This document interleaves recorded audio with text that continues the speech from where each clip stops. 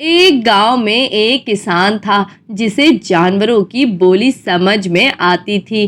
ایک شام کسان اپنے باڑے میں چارہ ڈالنے گیا۔ اس وقت کسان کا بیل اور گھوڑا آپس میں باتیں کر رہے تھے۔ کسان کان لگا کر ان دونوں کی بات چیت کو دھیان سے سننے لگا۔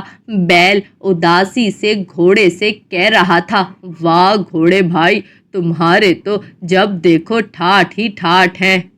دونوں وقت کی مالش سے تمہارا جسم چم چم کرتا رہتا ہے۔ کھانے کے لیے چنے بھی تمہیں خوب ملتے ہیں، پھر مالک کو پیٹھ پر بٹھا کر ادھر ادھر گھومنے پھرنے بھی جاتے ہو۔ ایک میں ہوں کہ دن بھر کھیت میں لگا رہتا ہوں، ذرا بھی سستایا نہیں کہ مالک کے کوڑے پیٹھ پر دھن دھنا دھن برسنے لگتے ہیں، اور شام کو واپس آؤ تو یہ روکھا سوکھا چارہ کھانے کو ملتا ہے۔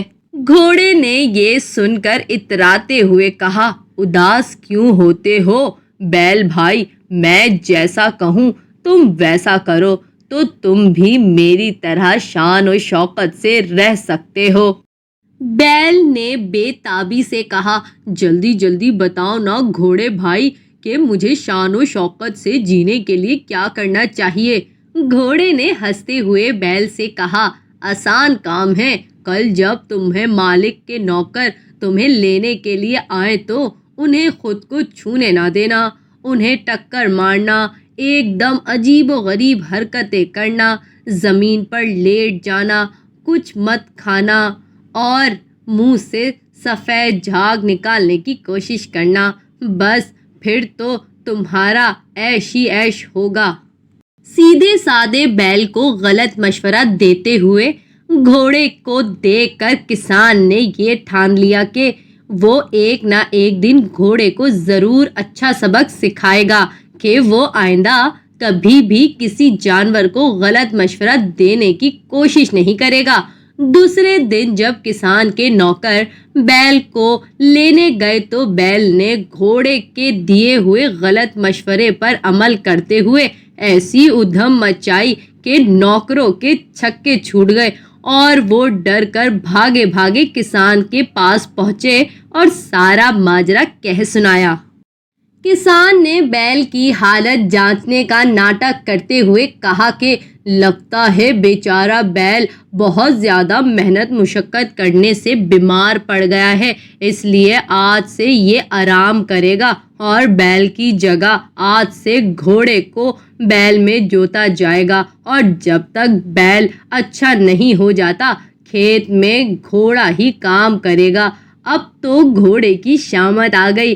دن بھر کھیت میں کوڑے کھا کھا کر گھوڑے کی ساری شان و شوکت نکل گئی۔ وہ من ہی من میں پچھتا رہا تھا کہ اس نے بیل کو غلط مشورہ دے کر اچھا نہیں کیا۔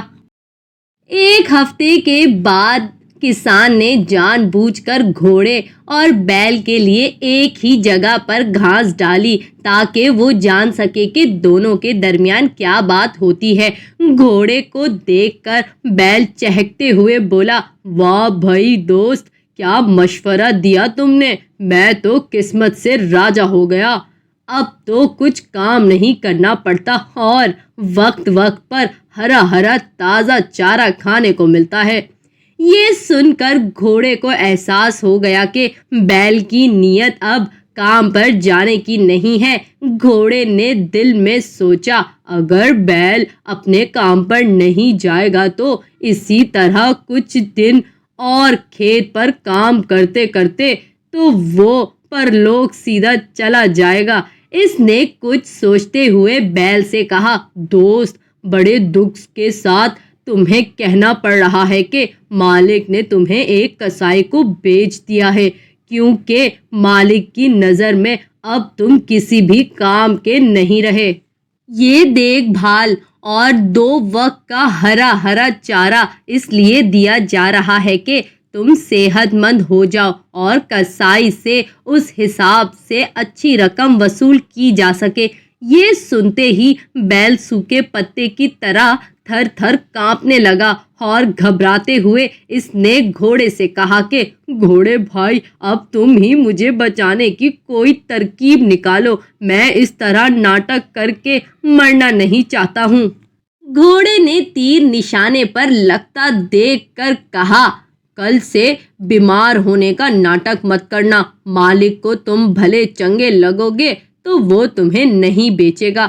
گھوڑے کی چالاکی دیکھ کر کسان زور سے ہنس پڑا۔ دوسرے دن بیل کو بھلا چنگا دیکھ کر کسان نے اسے پھر سے کھیت پر بلوا لیا اور گھوڑے نے ہمیشہ کے لیے کان پکڑ لیے کہ اب کسی بھی جانور کو غلط مشورہ نہیں دے گا۔ تو پیارے بچوں، اس کہانی سے آپ نے کیا سیکھا کہ ہمیں کبھی بھی کسی کو غلط مشورہ نہیں دینا چاہیے، کب وہ مشورہ ہمارے لیے ہی غلط ثابت ہو جائے۔